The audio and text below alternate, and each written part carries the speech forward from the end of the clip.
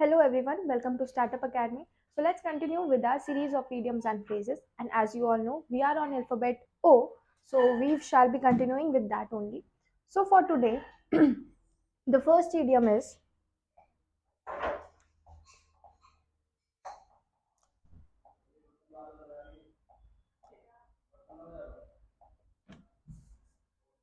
okay. The first idiom is on the verge of. या तो ये लिखा आ सकता है या फिर लिखा आ सकता है in place of verge we can say brink of. दोनों का मतलब हो गया या फिर on the horizon, on the horizon या फिर आप कह सकते हो on the cards. ठीक है, इन सभी का मतलब क्या होता है एट अ पॉइंट कह लो या फिर आप कह सकते हो लाइकली टू हैपन. ठीक है, या फिर आप कह सकते हो प्रोबेबल. इन सबके मीनिंग्स क्या हो गए on the verge of, on the brink, on the horizon या फिर ऑन द कार्ड. सभी का मतलब क्या हो गया, एक तरीके से आप देख सकते हो कोई भी ऐसी चीज जो पॉसिबल है कि अभी हाल फिलहाल में ही हो जाएगी. ठीक है, तो उसके लिए बोलते हैं क्या, ऑन द वर्ज ऑफ. जैसे कि लोगों के रिश्ते आते रहते हैं शादी के, तो शादी के रिश्तों से रिलेटेड कि आपकी जो शादी है that is on the verge. The moment you find out the best possible match, तो उसी से रिलेटेड आपकी शादी हो जाएगी. Like that also you can say. So in order to frame a sentence what we can say is we can say that I am on the verge of finishing my project and can't wait to relax. यही तो होता है जब आप काफी लंबे समय से आप पढ़ रहे होते हो, तो एक टाइम ऐसा आता है कि you are willing to relax. तो वैसा मैंने एक सेंटेंस बना दिया. या फिर आप बना सकते हो कि आपके एग्जाम जो है बहुत ज्यादा लंबे टाइम तक चलते हैं. दो आईएएस के एग्जामिनेशन नहीं चलते हैं, they are day after day after day after exam ऐसे होता है. बट अगर आपके कोई कह सकते हो कि मास्टर से रिलेटेड कोई एग्जाम है, किसी डिग्री से रिलेटेड कोई एग्जाम चल रहे हैं, तो वो थोड़े लंबे समय तक चलते हैं. तो अगर एग्जाम वर्ज पर है, अपने खत्म होने वाले हैं, तो आपको रिलैक्स करने का मौका मिल जाएगा. This is the one that I have frame sentence. या फिर what we can frame is we can say that with the dark clouds gathering, rain likely, rain seems likely on the cards. ठीक है, ऐसी आप sentences बना सकते हो किस किस से रिलेटेड, ऑन द वर्ड से related, on the horizon, on the cards and so on. इसी के साथ we are moving on forward to the next idiom which says the second idiom which says on the thin ice या फिर आप कह सकते हो ऑन द रॉक्स. जब भी आप किसी पत्थर पे बैठे हो, पतली सी कह सकते हैं कि बर्फ की परत पर बैठे हुए हो, तो इसका मतलब क्या है, कोई ऐसी डिफिकल्ट सिचुएशन के ऊपर आप हो, आप ग्रसित हो किसी डिफिकल्ट सिचुएशन से. ठीक है, तो बस उसी को बोल रहे हैं कि ऑन द थिन आइस. सोचो कोई एक बर्फ है, बर्फ की एकदम पतली सी आइस है. अब आइस मेल्ट हो जाएगी तो आप एकदम आ जाओगे ना. कह सकते हैं इसको बोल दो डिफिकल्ट है, ये ट्रबल कह लो इसको, डिफिकल्ट की जगह call it trouble.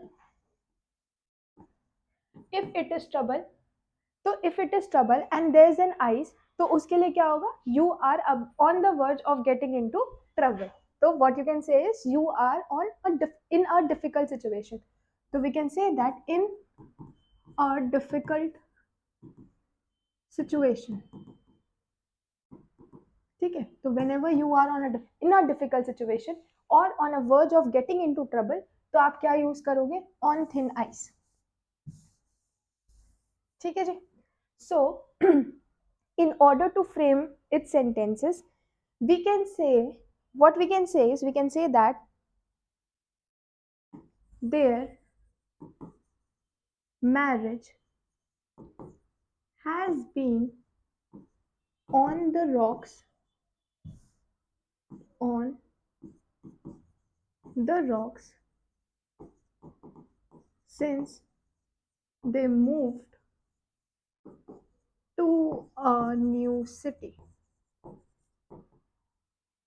On the rocks, देखो जब घर परिवार के साथ नए लवेले मैरिड कपल रहते हैं तो वो रिस्पेक्ट करने की सोचते हैं, दे फील लाइक कि हाँ वी शुड रिस्पेक्ट, या रिस्पेक्ट करनी चाहिए कुछ टाइम के लिए तो एटलीस्ट रिस्पेक्ट शो करते हैं।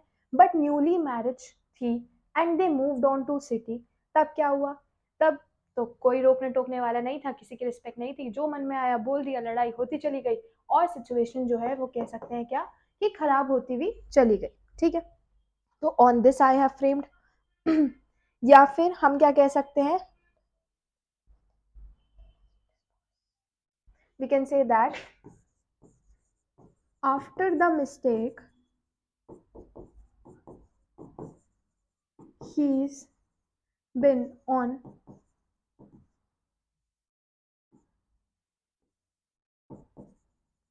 thin ice with his boss। सोचो, बॉस से ही पंगा ले लिया, जब आपने हिम्मत रखी है बॉस से ही पंगा लेने की, तब क्या हुआ? बॉस से तो पंगा ले लिया है।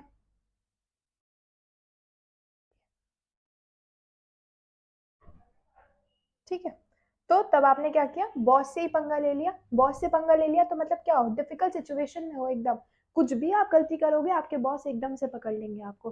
तो वही आइस हो गई।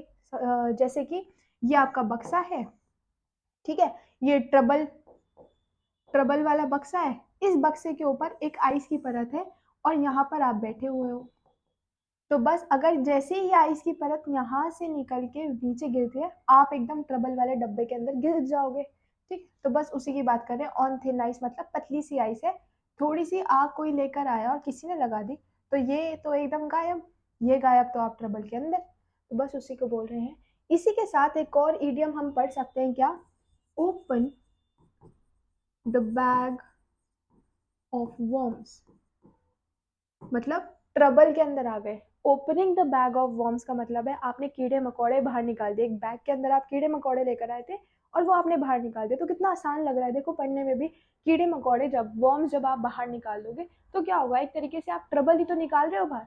तो बस उसी चीज को बता रहे हैं यहाँ पर। Moving on to the next idiom, we have the third one, the third idiom which says on level. On level का मतलब होता है ऑनेस्ट, या फिर आप कह सकते हो sincere. He is on level with his ISS examination preparation and the study material related to that। ठीक है, अगर आप बिल्कुल ही ऑनेस्ट हो, बिल्कुल ही सीरियस हो, तो वाकई में आप क्रैक कर पाओगे। It is not that difficult exam. तो इसके लिए हम सेंटेंस क्या फ्रेम कर सकते हैं? We can say that I am not sure if he is being on level with his new business proposal। तो ये तो बहुत आसानी सा बना दिया हमने। कैसे? कि हमें नहीं पता कि वो ऑन लेवल है कि नहीं है, वो ऑनेस्ट है या फिर नहीं है। We don't know about his honesty, whether he is honest और नॉट, वेदर ही सिंसियर और नॉट, कि उसका बिजनेस प्रपोजल को लेकर हमें भी नहीं पता कि whether you the one who is seeing the video is honest regarding the IAS preparation और नॉट। तो उसी के लिए अपनी ऑनेस्टी दिखाने के लिए, अपनी सिंसियरिटी दिखाने के लिए आप क्या करोगे? You will prove me wrong, मुझे पता है कि आप नहीं कर रहे हो, I am under this impression कि आप नहीं कर रहे हो। So in order to prove me wrong आप अपना होमवर्क करोगे and you will share it with me on the WhatsApp group. ठीक है, इसी के साथ चलते हैं on the next idiom that says, we can say that the fourth idiom which says on the spur of moment, मतलब to act at once, to act at once. तो जब भी देखा जाए कि आपको एक ही बारी में एक्ट करना है तो उसको क्या बोलेंगे? On the spur of moment. जैसे कि सॉरी, जैसे कि हम देख सकते हैं क्या, she booked a trip to Europe on the spur of moment. ये आप कैसे रिलेट कर सकते हो, ये आप रिलेट कर सकते हो कि आपकी सिर्फ मुंह से जुबान से एक बार निकले तो सही कि आपको चाहिए क्या, and your parents are acting on it with this idiom, with what idiom, on the spur of moment they are acting on it. या फिर आप कह सकते हो क्या, we can say that we decided to go to beach on spur of moment. मतलब अचानक से फैसला हुआ, एकदम से सबने हाँ कर दिया. जो अचानक वाले प्लान्स होते हैं ना, they are even more better as compare to जो बहुत पुराने पुराने प्लान्स हो जाते हैं उनसे रिलेटेड. ठीक है, तो on a spur of moment का मतलब आई होप आप समझ गए हो कि एकदम से जब चीज़ें एक्ट कर ली जाती हैं तो उसको बोला जाता है क्या, ऑन स्पर ऑफ मोमेंट. ठीक है, तो ऑन स्पर ऑफ मोमेंट का मतलब है एकदम से अगर आप एक्ट कर रहे हो तो that is refer to as on spur of moment.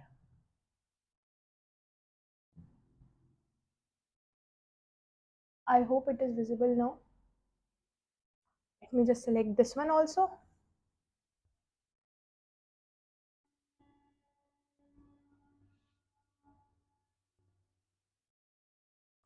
Yeah. All right. So the third one says on level and the fourth one says on the spur of moment. Moving on to the next one, we have the fifth idiom which is on the cuff. Arre, arre, arre. The fifth idiom which is on the cuff. देखो, cuff, C for cuff and C for credit. बोलो, C for cuff and C for credit. तो credit का मतलब क्या हुआ, we can say that the bartender offered me a drink on the cuff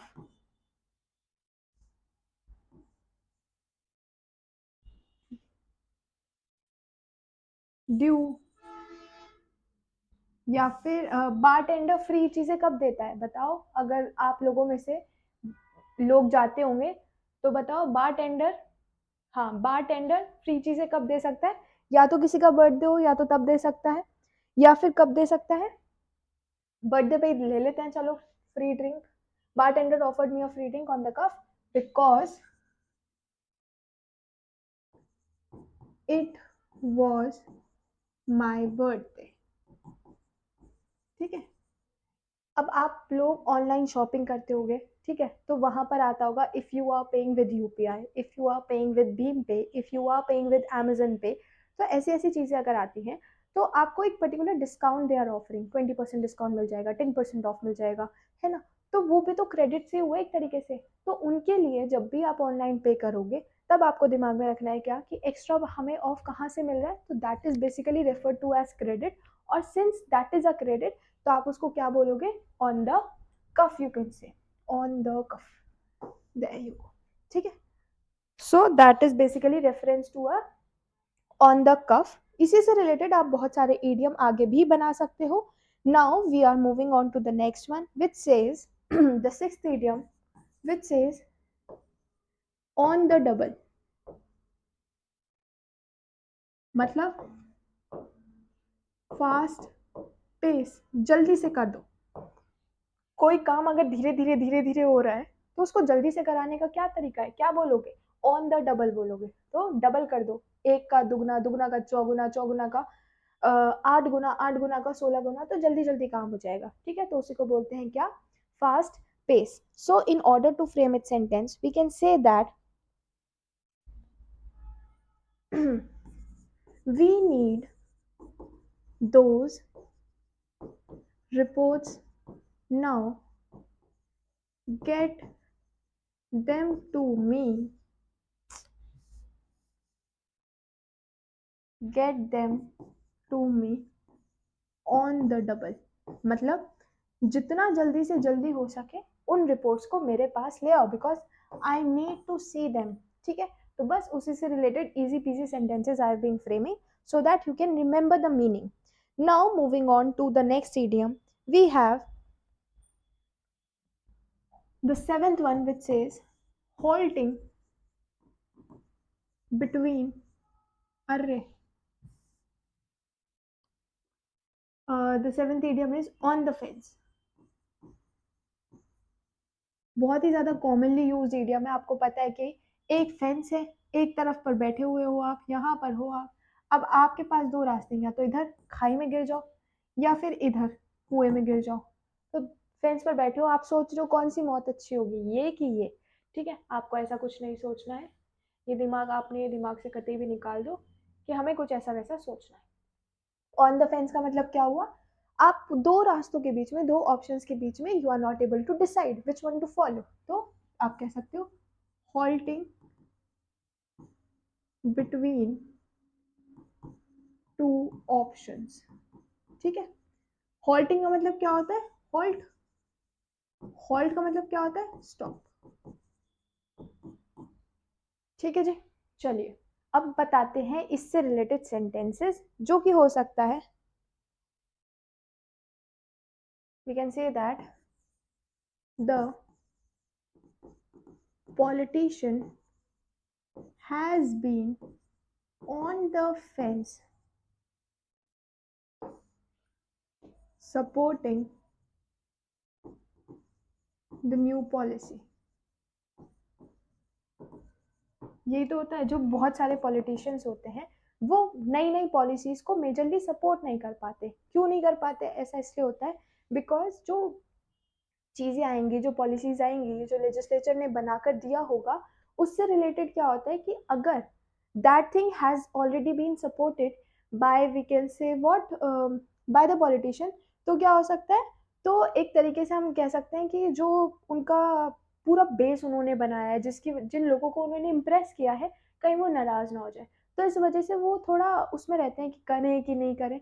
जैसा आप सोच सकते हो कि राहुल गांधी के टाइम पर हुआ था, when this case of Shah Bano, Shah Bano is a very popular case, an Indian woman who was given a divorce by her husband at the age, very old age we can say. So she was having few kids.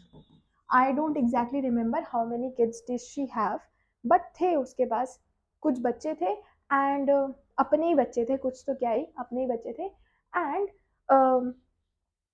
his we can say sorry, her husband gave her divorce, जिसकी वजह से क्या हुआ, she had to leave the house।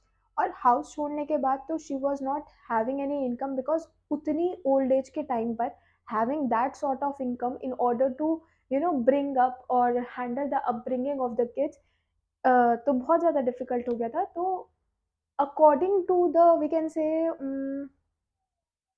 according to the Muslim legal availabilities that were given to Shah Bano, she was only receiving a small amount of पैसा। अब वो पैसे काम नहीं आ पा रहे थे पूरे टाइम तक, तो उन्होंने क्या किया, she filed a case in supreme court directly, I think so, या इन हाई कोर्ट या फिर सुप्रीम कोर्ट, जहाँ पर भी she filed a case. She wanted कि जो सीन बाकी हिंदू वुमेन के साथ होता है, वही सीन, वैसे ही ट्रीटमेंट मुस्लिम्स को भी दिया जाए। And Rajiv Gandhi came, Rahul Gandhi came, and they supported. Because of their constant support they lost, because every Muslim community became against them. तो जिसकी वजह से दे हैड टू लूज, और तभी से अभी तक the party, I will say the Congress party, has not covered up. और उसी दौरान पर उनका दे ट्राई टू इम्प्रेस, कैसे, राम मंदिर बनवा करके they try to impress the public, but again that was against whom, that was against the Muslim community. तो Muslim community तो अगेंस्ट होती चली गई, होती चली गई, due to which what we can say this BJP found an opportunity, क्यों ना हम हिंदू और मुस्लिम को अलग अलग करके, हिंदू एंड मुस्लिम्स को अलग अलग करके हम रूल कर लेते हैं। जैसे ही हिंदू वर्सेस मुस्लिम आया, जैसे बीजेपी आई, तो ये हिंदू वर्सेस मुस्लिम और ज़्यादा एक्सट्रीम हो गया।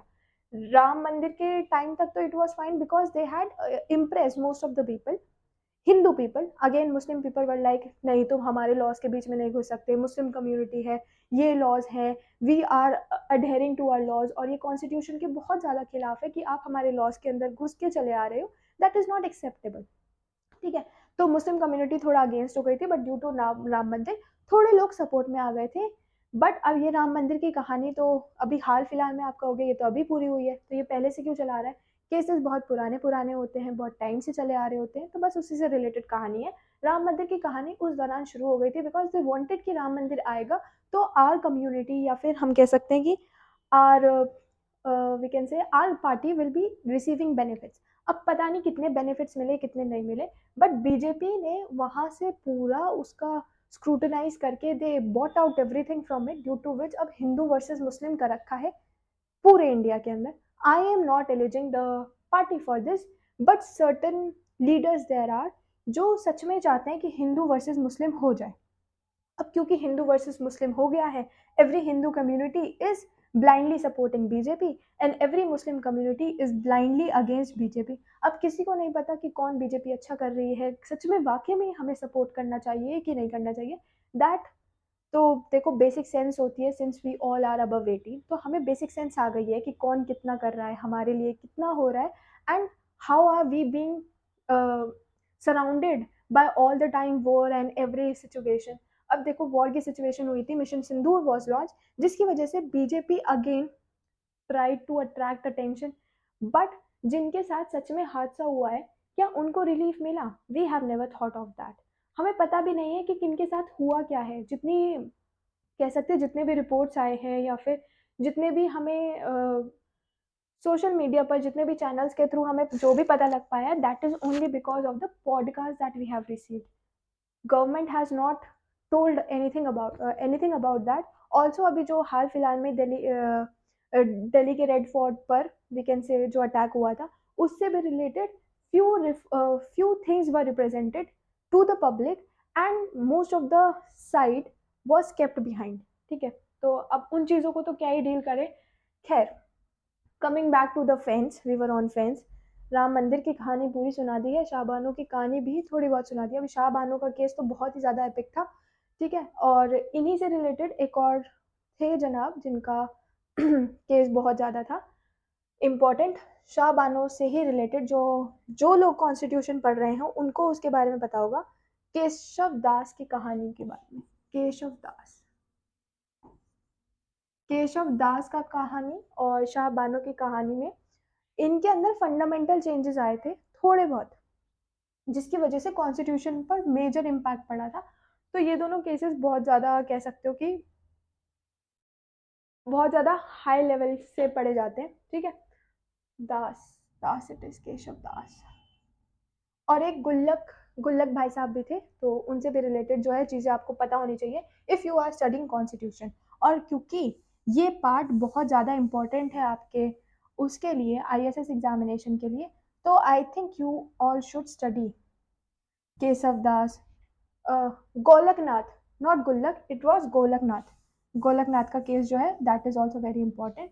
तो उससे भी रिलेटेड चीज़ें जो है वो आपको पता होनी चाहिए। ठीक है, क्योंकि अगर आप सीन सिनेरियोज मेंशन कर दोगे तो उसमें ना एग्जामिनर को फ़ायदा रहेगा, बिकॉज एग्जामिनर विल नो कि हाँ इसको चीज़ों के बारे में पता है, कैसे क्या करना है, that is also he is aware of. तो बस उसी के बारे में चलिए।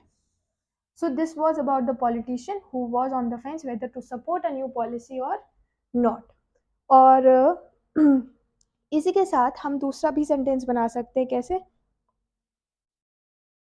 जैसे कि I have been on the fence, sorry,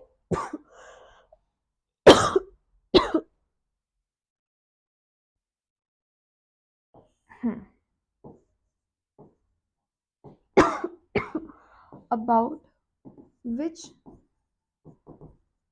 restaurant to choose। ठीक है, तो हमने सीखा क्या, ऑन द फेंस मतलब halting between two options, halt का मतलब होता है स्टॉप। ये केशव दास, शाह बानो और गोलकनाथ के केसेस आप पढ़ लेना। एक और लिख देते हैं, कहाँ लिखे, यहाँ लिख देते हैं, गोलकनाथ, गोलकनाथ, ठीक है। ये तीनों के केसेस आप पढ़ना, और अगर समझ में नहीं आते हैं तो आप you can comment me down, तो हम तीनों करके एक एक वीडियो डिस्कस कर लेंगे। एक वीडियो में हम केशव दास जी को देख लेंगे, उन्होंने क्या कॉन्स्टिट्यूशन के अंदर चेंजेस कराए। फिर हम एक वीडियो में शाह बानो बहन जी को देख लेंगे, और एक वीडियो में हम गोलकनाथ सर जी को देख लेंगे, ठीक है। तो तीनों वीडियो में हम तीन तीन लोगों को भी कवर कर सकते हैं, बिकॉज ऐसा नहीं है कि हम फालतू चीज़ों पर वीडियो पढ़ रहे हैं या फिर चीज़ें वीडियो बना रहे हैं या whatever, these are important. इसलिए आपको सजेशन मिला है क्या सॉरी, केशवनाथ और शाहबानो और गोलकनाथ के बारे में आपको पता होना चाहिए, ठीक है, because that has led to major changes in the constitution of India. Now moving on to the next idiom, we have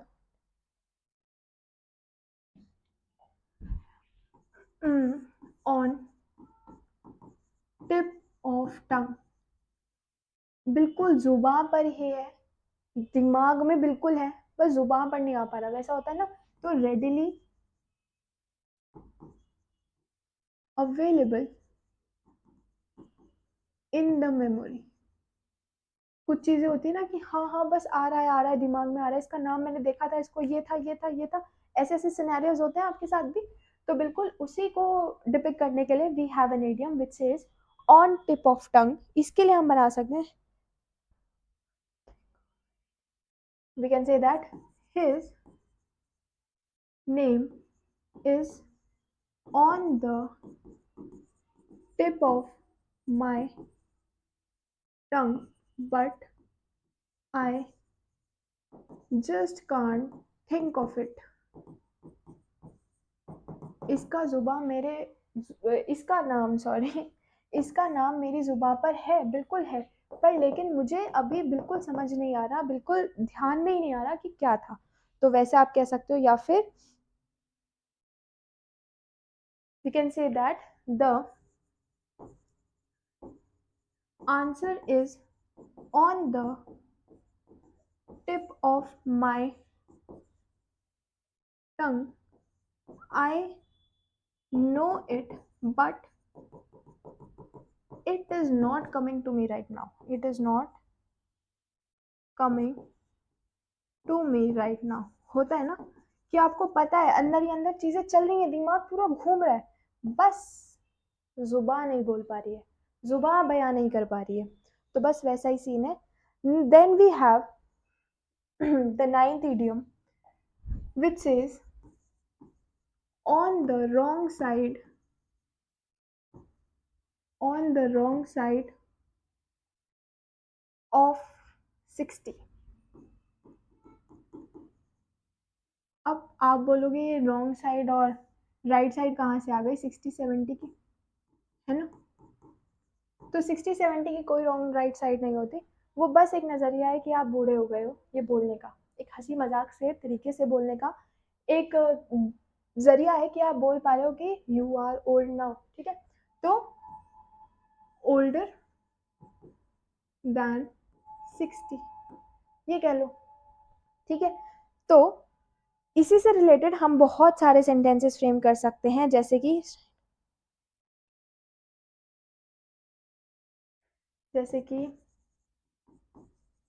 he is trying to learn new software but he is on the wrong side of 60 which a bit challenging, ठीक। मतलब चाहते हैं सीखना बहुत सारे लोग होते हैं। अभी हाल फिलहाल में दो दादियां हैं जो बहुत ज़्यादा कह सकते हैं कि पॉपुलर हो रही हैं, दे आर टू सिस्टर्स। एक तो वो पॉपुलर हो रही है, और एक आपको पता होगा जिसके ऊपर एक मूवी भी बनी है, सांड की आंख है शायद मूवी, उसमें भी जो दो दादियां हैं वो भी बहुत ज़्यादा पॉपुलर हैं। तो 60 से रिलेटेड आप उन दो दादियों को याद करो और उसी से रिलेटेड ये सेंटेंस की फ्रेमिंग कर सकते हैं, ठीक है। Then moving on forward to the next idiom we have on straight forward and narrow. On straight forward and narrow का मतलब क्या हो गया? डायरेक्ट कह लो, स्ट्रेट फॉरवर्ड,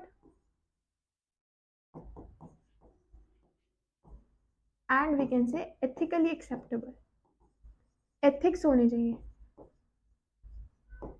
जो लोग यूपीएससी आईएएस की प्रिपरेशन कर रहे हैं वो उन लोगों के लिए बेसिकली जो एथिक्स का सब्जेक्ट होता है दैट इज डिफरेंट, ठीक है।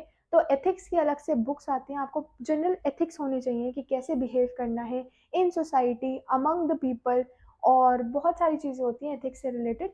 तो बस उसी से रिलेटेड हमारे पास भी एक इडियम था जो आज हम कर लेंगे। तो we can say that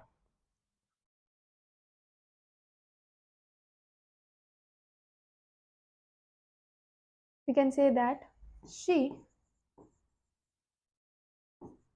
credits her family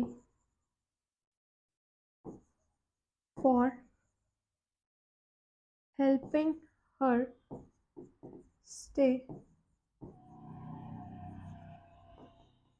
straightforward and narrow। अपनी फैमिली का शुक्रिया अदा करते हैं लोग, कब? अपनी फैमिली का शुक्रिया अदा करते हैं कब? जब कुछ चीज़ अचीव कर लेते हैं। तो आप भी जल्दी से कुछ चीज़ें अचीव करो and be thankful to your family, to your friends, to your teachers and everyone. Then we can say that the next one,